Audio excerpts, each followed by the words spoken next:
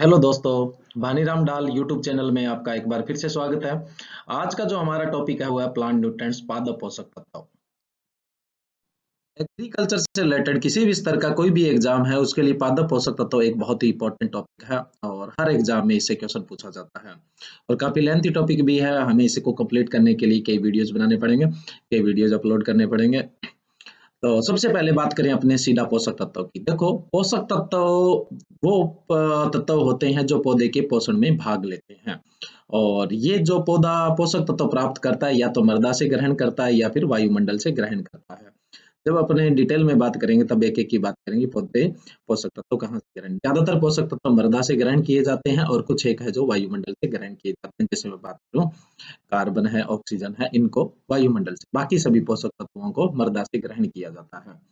अब बात आती है एसेंशियल प्लांट न्यूट्रिएंट, आवश्यक पोषक तत्व। देखो, आवश्यक पोषक तत्व क्या होते हैं, इसके बारे में जो सबसे पहले थ्योरी दी थी, अवधारणा दी थी, वो 1939 के अंदर आर्नोन और स्टाउट ने दी थी। जो आवश्यक पोषक तत्वों की अवधारणा है वो किसने दी थी? आर्नोन व स्टाउट ने 1939 में दी थी। इंपॉर्टेंट क्वेश्चन है। इसके बाद 1954 के अंदर क्या किया, जो आर्नोन है उन्होंने इस अवधारणा को क्या किया, रिवाइज किया, दोबारा से पुनः दिया इसको। तब इन्होंने बताया था कि आवश्यक पोषक तत्वों का या एसेंशियल प्लांट न्यूट्रिएंट का मतलब क्या होता है। आवश्यक पोषक तत्व वो पोषक तत्व होता है जिसकी कमी हो जाने पर पौधा अपना जीवन चक्र पूरा नहीं कर सकता है। पौधे का जीवन चक्र क्या है? बीज अंकुरण से लेकर बीज उत्पादन देके मुरझाने तक का उसका जीवन चक्र है। अगर किसी पोषक तत्व की कमी की वजह से पौधा जीवन चक्र पूरा नहीं कर रहा है तो वो उसके लिए आवश्यक पोषक तत्व है। तो आवश्यक पोषक तत्व वो होता है जिसकी कमी से पौधा अपना जीवन चक्र पूरा नहीं कर सकता। पहली बात तो ये। दूसरा, उस पोषक तत्व की कमी को उसी के द्वारा पूरा किया जा सकता है, दूसरे पोषक तत्वों से पूरा नहीं किया जा सकता है। तीसरी चीज यह है, तत्व पौधे की उपापचय क्रियाओं में भाग लेता है तथा एंजाइम क्रियाशीलता को नियंत्रित करता है। उसको क्या बोला जाता है? आवश्यक पोषक तत्व बोला जाता है। जब आर्नोन ने आवश्यक पोषक तत्व दिए थे तो 16 आवश्यक पोषक दिए थे। 2009-10 में पर्टिकुलर पूछे तो 2010 के अंदर निकिल को 17वां आवश्यक पोषक तत्व के रूप में जोड़ा गया था। सबसे पहले अपने बात करते हैं जनरल इंट्रोडक्शन की पोषक तत्वों से संबंधित। इंट्रोडक्शन में सबसे पहले पोषक तत्वों का वर्गीकरण। देखो, सिंपली अपने पोषक तत्वों को 3 भागों में वर्गीकृत करते हैं। सबसे पहले संरचनात्मक, जिनको फ्रेमवर्क न्यूट्रिएंट्स या स्ट्रक्चरल न्यूट्रिएंट्स कहते हैं। ऐसे पोषक तत्व जो पौधों की संरचना का निर्माण करते हैं, जैसे उनकी उत्तक वगैरह है, कोशिका वगैरह का निर्माण करते हैं, उनको संरचनात्मक पोषक तत्व कहते हैं। संरचनात्मक पोषक 3 है, कार्बन, हाइड्रोजन और ऑक्सीजन। नेक्स्ट, दूसरा जो वर्गीकरण है वो है वृहद पोषक तत्व, मैक्रोन्यूट्रिएंट्स। मैक्रोन्यूट्रिएंट्स किसे कहा जाता है? ऐसे पोषक तत्व जो पौधे में 1 मिलीग्राम प्रति ग्राम या फिर 1000 पीपीएम शुष्क भार के अनुसार की बात कर रहे हैं, इससे अधिक मात्रा में पाए जाए। शुष्क भार के अनुसार इनकी मात्रा 1 मिलीग्राम प्रति ग्राम के अंदर या फिर अगर पीपीएम में बात करें तो 1000 पीपीएम से ज्यादा इनकी सांद्रता पौधे की उत्तक में या पौधों की कोशिकाओं में हो तो उनको क्या बोलेंगे? वृहद पोषक तत्व। यानी ऐसे पोषक तत्व जिनकी पौधे के अंदर मात्रा शुष्क भार के अनुसार प्रति ग्राम अगर 1 मिलीग्राम से ज्यादा है, यानी 1000 पीपीएम से ज्यादा है, तो वो क्या कहलाएंगे? वृहद पोषक तत्व कहलाएंगे, मैक्रोन्यूट्रिएंट्स कहलाएंगे। ये इंपॉर्टेंट है। अब जो मैक्रोन्यूट्रिएंट्स है उनको 2 भागों में बांटा जाता है। एक तो है प्राथमिक पोषक तत्व, प्राइमरी न्यूट्रिएंट्स। प्राइमरी न्यूट्रिएंट्स में आते हैं नाइट्रोजन, फास्फोरस और पोटास। नाइट्रोजन, फास्फोरस और पोटास। द्वितीयक पोषक तत्व या जिनको सेकेंडरी न्यूट्रिएंट्स कहते हैं या गौण पोषक तत्व कहते हैं, ये है कैल्शियम, मैग्नीशियम तथा सल्फर। देखो, जो मैक्रोन्यूट्रिएंट्स है इनको 2 भागों में बांट दिया। प्राथमिक है नाइट्रोजन, फास्फोरस और पोटास, और जो द्वितीयक है वो है कैल्शियम, मैग्नीशियम और सल्फर। देखो, प्राइमरी और सेकेंडरी न्यूट्रिएंट्स में क्या डिफरेंस रहता है। प्राइमरी न्यूट्रिएंट्स सेकेंडरी न्यूट्रिएंट्स की तुलना में ज्यादा चाहिए। प्राइमरी और सेकेंडरी दोनों को मिला के ही अपने मैक्रो न्यूट्रिएंट या वृहद पोषक तत्व बोलेंगे।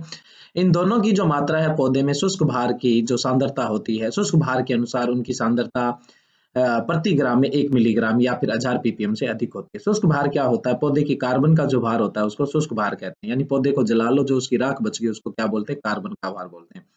तो शुष्क भार के अनुसार जो सांद्रता 1000 पीपीएम से ज्यादा की सांद्रता अगर पौधे में है तो उसको क्या बोलेंगे? मैक्रो या वृहद न्यूट्रिएंट। तो प्राइमरी जो न्यूट्रिएंट्स होती हैं उनकी सेकेंडरी न्यूट्रिएंट्स की तुलना में क्या होती है? मात्रा ज्यादा आवश्यकता होती है। इसलिए प्राइमरी और सेकेंडरी को अलग अलग रखा गया। तीसरा जो वर्गीकरण है, पहला था अपना संरचनात्मक पोषक तत्व, दूसरा है मैक्रोन्यूट्रिएंट्स यानी वृहद पोषक तत्व, और तीसरा है सूक्ष्म पोषक तत्व। सूक्ष्म पोषक तत्व या माइक्रो न्यूट्रेंट या इनको ट्रेस एलिमेंट भी कहते हैं, ट्रेस न्यूट्रेंट भी कहते हैं, ऐसे पोषक तत्व जिनकी पौधों के अंदर शुष्क भार के अनुसार सांद्रता 1000 ppm से कम होती है, उनको माइक्रो न्यूट्रेंट या ट्रेस न्यूट्रेंट कहा जाता है या ट्रेस एलिमेंट कहा जाता है। इसमें देखो कौन कौन सा है, फेरस यानी लोहा, zinc, copper, manganese, molybdenum, boron, निकल और क्लोरीन। 3 संरचनात्मक पोषक तत्व है, 6 वृहद पोषक तत्व है, 9, और उसके अलावा जो 8 है वो है माइक्रोन्यूट्रिएंट सूक्ष्म पोषक तत्व। 8 में कौन कौन से है, लोहा यानी iron, zinc, copper, manganese, molybdenum, boron, निकल और क्लोरीन। नेक्स्ट है कुछ और टर्म है जो स्पेशल टर्म्स रहेगी। अति सूक्ष्म पोषक तत्व, हालांकि वर्गीकरण के हिसाब से अपने 3 भागों में रखेंगे इनको, संरचनात्मक, मैक्रो और माइक्रो। अब कुछ और टर्म जो दी गई है, अति सूक्ष्म पोषक तत्व या अल्ट्रा माइक्रो न्यूट्रिएंट्स, ये जो टर्म है वो 1961 में निकोलस ने दी थी। अल्ट्रा माइक्रो न्यूट्रिएंट या अति सूक्ष्म पोषक तत्व उनको बोला जाता है जिनकी मात्रा पौधे में शुष्क भार के अनुसार 1 ppm से भी कम होती है, यानी बहुत ही कम मात्रा होती है, बहुत ही कम सांद्रता होती है, उन्हें अल्ट्रा माइक्रो न्यूट्रिएंट या अति सूक्ष्म पोषक तत्व कहते हैं। इसके 2 एग्जाम्पल है, जैसे मोलिब्डेनम और कोबाल्ट। नेक्स्ट है लाभदायक पोषक तत्व। लाभदायक पोषक तत्व ऐसे पोषक तत्व होते हैं जिनको मतलब पौधे के लिए, जीवन जीने के लिए जरूरी नहीं है। अगर इनकी कमी है तो पौधे का जीवन चक्र पूरा नहीं होगा, ऐसी कोई बात नहीं है। लेकिन अगर ये उपस्थित है तो पौधे के अंदर कुछ लाभ मिलेगा, उसका उत्पादन अच्छा होगा या कुछ गुणवत्ता बढ़ेगी। तो ऐसे पोषक तत्व जो जीवन चक्र पूरा करने के लिए तो जरूरी नहीं है, लेकिन अगर वो है या फिर अपने उनको उपलब्ध करवाते हैं तो पौधे के लिए क्या होते हैं, लाभदायक सिद्ध होते हैं, पौधे के अंदर उसकी गुणवत्ता बढ़ाते हैं, तो उनको लाभदायक पोषक तत्व या बेनिफिशियल प्लांट न्यूट्रिएंट कहते हैं। बेनिफिशियल जो प्लांट न्यूट्रिएंट है वो 4 माने गए हैं, सोडियम, वेनेडियम, सिलिकॉन और कोबाल्ट। एक टर्म और आती है क्वासी एलिमेंट्स या अर्ध आवश्यक पोषक तत्व।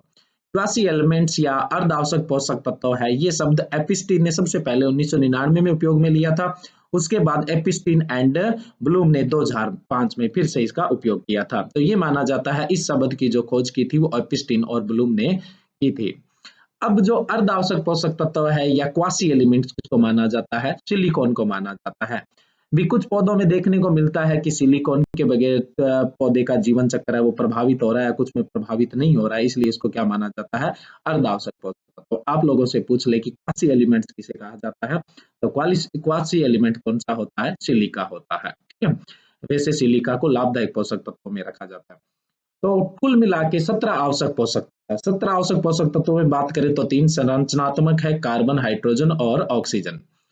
6 है वो कौन से है, मैक्रोन्यूट्रिएंट है, उनको 2 भागों में बांट दिया अपने। एक तो प्राथमिक में है नाइट्रोजन, फास्फोरस और पोटास, और दूसरे है सेकेंडरी यानी द्वितीयक में अपने किस किस को रखा, सल्फर, कैल्शियम और मैग्नीशियम को रखा। और 8 है जो वो माइक्रोन्यूट्रिएंट है, iron, zinc, copper, manganese, molybdenum, boron, निकल और क्लोरीन। तो ये 17 और 4 लाभदायक पोषक तत्व है, कुल मिला के कितने हो गए, 21 पोषक तत्व। तो इन 21 पोषक तत्वों को अपने फंक्शनल न्यूट्रिएंट या क्रियात्मक पोषक तत्व कहते हैं, यानी ये कोई ना कोई फंक्शन को कंट्रोल करते हैं या कोई ना कोई फंक्शन को नियंत्रित करते हैं। इसलिए अगर आपसे पूछ ले फंक्शनल या क्रियात्मक पोषक तत्व कितने हैं तो 21। आपसे पूछ ले आवश्यक पोषक तत्व कितने हैं तो 17 आवश्यक पोषक तत्व है। आपसे पूछ ले लाभदायक पोषक तत्व कितने हैं तो लाभदायक पोषक तत्व 4 है। आपसे पूछ ले मैक्रोन्यूट्रिएंट वृहद पोषक तत्व कितने हैं, तो जो वृहद पोषक तत्व है वो 6 है, जिसमें से 3 प्राथमिक में रखे गए हैं, 3 द्वितीयक में रखे गए। संरचनात्मक पूछ ले तो कितने हैं, 3 है, और सूक्ष्म पोषक तत्व पूछ ले तो कितने हैं, 8 है। तो ये मोटा मोटा एक अपने पोषक तत्वों का विश्लेषण है। नेक्स्ट अपने बात करें मृदा में गतिशीलता के आधार पर पोषक तत्वों का वर्गीकरण। देखो मृदा में गतिशीलता का मतलब क्या होता है, जो पोषक तत्व जल में घुलनशील होते हैं वो पौधों को जल्दी प्राप्त हो जाते हैं, और जो पोषक तत्व मृदा में जाके स्थिर हो जाते हैं वो पौधों को धीरे धीरे प्राप्त होते हैं, या उनको अपने अगतिशील बोलते हैं। तो अपने सबसे पहले बात करें गतिशील पोषक तत्व, मोबाइल न्यूट्रिएंट्स। ये जल में अत्यधिक घुलनशील होते हैं तथा कले कणों के साथ अधिशोषित नहीं होते, उनके साथ जुड़कर स्थिर नहीं होते हैं। इसमें है जो नाइट्रोजन है उसकी जो नाइट्रेट फॉर्म है, सल्फर है, बोरॉन है, क्लोरीन है और मैग्नीज है। कम गतिशील पोषक तत्व लेस मोबाइल न्यूट्रिएंट्स की बात करें तो जल में घुलनशील होते हैं लेकिन कले कणों द्वारा अधिशोषित नहीं होते हैं, लेकिन गतिशील पोषक तत्वों की तुलना से कम घुलनशील होते हैं और थोड़ी धीमी गति से पौधों को प्राप्त होते हैं। अगर नाइट्रोजन में अमोनिया फॉर्म की बात करें तो कम गतिशील में आता है और नाइट्रेट फॉर्म की बात करें तो अधिक गतिशील में आता है। उसके अलावा कम गतिशील में पोटास है, कैल्शियम है, मैग्नीशियम है और कॉपर है।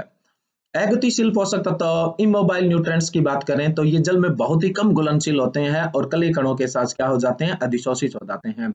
अधिशोषित हो जाते हैं तो ये स्थिर हो जाते हैं। इसमें डाई हाइड्रोजन फास्फोरिक आयन और हाइड्रोजन फास्फोरिक आयन है और उसके अलावा जिंक है। अब आपसे क्वेश्चन पूछ ले कि मृदा में सबसे ज्यादा गतिशील पोषक तत्व कौन सा है, तो नाइट्रोजन है और नाइट्रोजन की नाइट्रेट फॉर्म है। और सबसे कम गतिशील की बात करें और सबसे ज्यादा जो स्थिर होता है वो है फास्फोरस। फास्फोरस सबसे कम गतिशील है, यानी सबसे अधिक अगतिशील पोषक तत्व फास्फोरस और सबसे अधिक गतिशील है वो है नाइट्रोजन, और नाइट्रोजन की भी कौन सी फॉर्म है, नाइट्रेट फॉर्म है। बेनिफिशियल जो प्लांट न्यूट्रेंट है कौन कौन सी फसल के लिए बेनिफिशियल रहते हैं, जैसे मैं बात करूं सोडियम की, सोडियम चुकंदर और जौ के लिए लाभदायक होता है, इनका उत्पादन बढ़ाता है। वेनेडियम होता है वो धान के लिए लाभदायक होता है। सिलिका धान, मक्का और गन्ना के लिए लाभदायक होता है। और कोबाल्ट होता है वो दलहनी फसलों के लिए लाभदायक होता है। बाकी जो कोबाल्ट होता है वो विटामिन B12 के निर्माण में भी सहायक होता है। नेक्स्ट है पादपों में गतिशीलता के आधार पर पोषक तत्वों का वर्गीकरण। सबसे पहले है हाईली मोबाइल, अधिक गतिशील। देखो पौधों में अधिक गतिशीलता का मतलब क्या होता है, इनकी जो कमी के लक्षण है वो सबसे पहले पुरानी पत्तियों पे जल्दी से दिखेंगे और फिर पूरे पौधे पर दिखाई देने लग जाएंगे। तो इस तरह के जो बहुत ज्यादा जो गतिशील होते हैं उनकी कमी के लक्षण पहले पुरानी पत्तियों पे फिर पूरे पौधे पर दिखना शुरू हो जाते हैं, वो अधिक गतिशील होते हैं।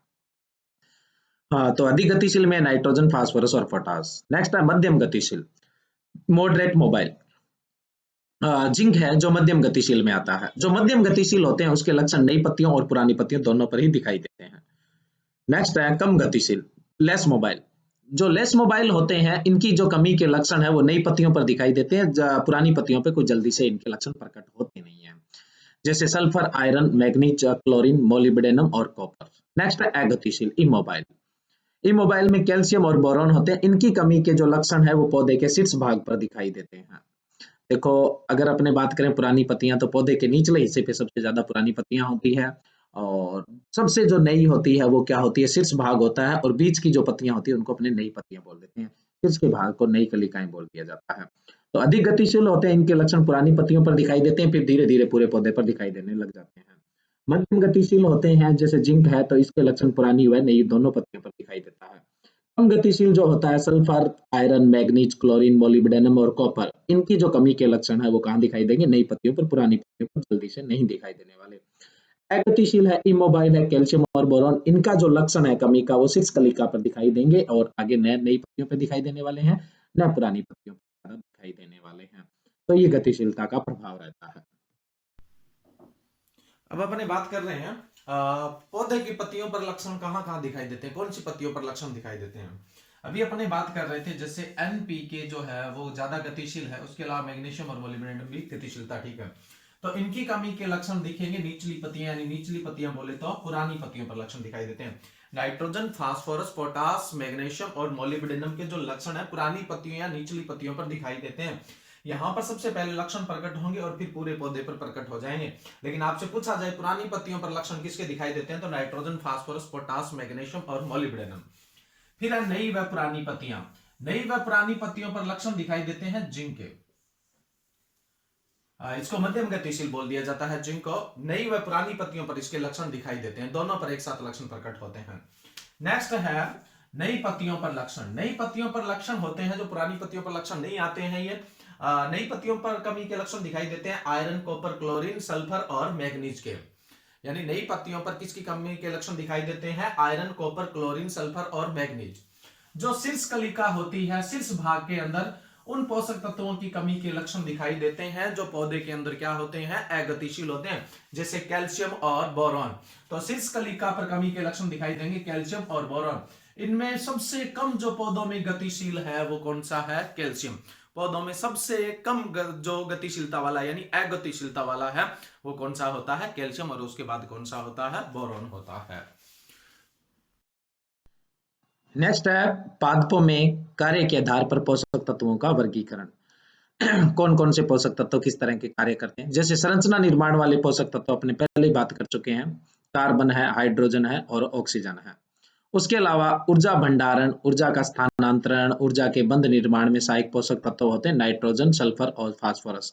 इनमें सबसे ज्यादा जो मुख्य कौन सा है वो फास्फोरस। बाकी एक एक की डिटेल से बात करेंगे तब आपको डिटेल से समझा देंगे। लेकिन ऊर्जा भंडारण, स्थानांतरण और बंध जो निर्माण है, बंध ऊर्जा निर्माण है, उसमें नाइट्रोजन, सल्फर और फास्फोरस सहायक होते हैं, लेकिन सबसे मुख्य होता है वो फास्फोरस होता है। आयनिक संतुलन के लिए आवश्यक तत्व है पोटास, कैल्शियम और मैग्नीशियम। नेक्स्ट है एंजाइम सक्रियण और इलेक्ट्रॉन हस्तांतरण में सहायक जो तत्व होते हैं वो iron, manganese, zinc, copper, boron, molybdenum और क्लोरीन होता है। नेक्स्ट है भौतिक कार्यों के आधार पर पोषक तत्वों का वर्गीकरण। कार्बनिक व अकार्बनिक यौगिक के निर्माण में जो सहायक पोषक तत्व होता है वो नाइट्रोजन होता है, सल्फर होता है, फास्फोरस होता है, कैल्शियम होता है, बोरॉन, आयरन और मैग्नीशियम होता है। एंजाइम की क्रिया विधि में जो सहायक पोषक तत्व होते हैं potash, magnesium, calcium, iron, zinc, manganese, copper, molybdenum, sodium और क्लोरीन। रिडॉक्स सिस्टम और इलेक्ट्रॉन परिवहन के में जो सहायक तत्व होते हैं वो है phosphorus, sulphur, iron, manganese, copper और मोलिब्डेनम। नेक्स्ट है प्रासरण नियमन और आयनिक नियमन में सहायक जो तत्व होते हैं ये पोटास, सोडियम और क्लोरीन। ये इंपॉर्टेंट है, चौथा पॉइंट है जो प्रासरण नियमन और आयनिक नियमन में सहायक जो तत्व होते हैं पोटास, सोडियम और क्लोरीन। एक एक की बात करेंगे तब अपने डिटेल से इनकी बात करेंगे। पोषक तत्व काफी इंपॉर्टेंट रहने वाले हैं अपने लिए, तो नेक्स्ट वीडियो है जल्दी ही अपलोड करेंगे। अगर आपको मेरे वीडियोस पसंद आ रहे हैं तो सब्सक्राइब कीजिए, लाइक कीजिए और शेयर कीजिए। Thank you.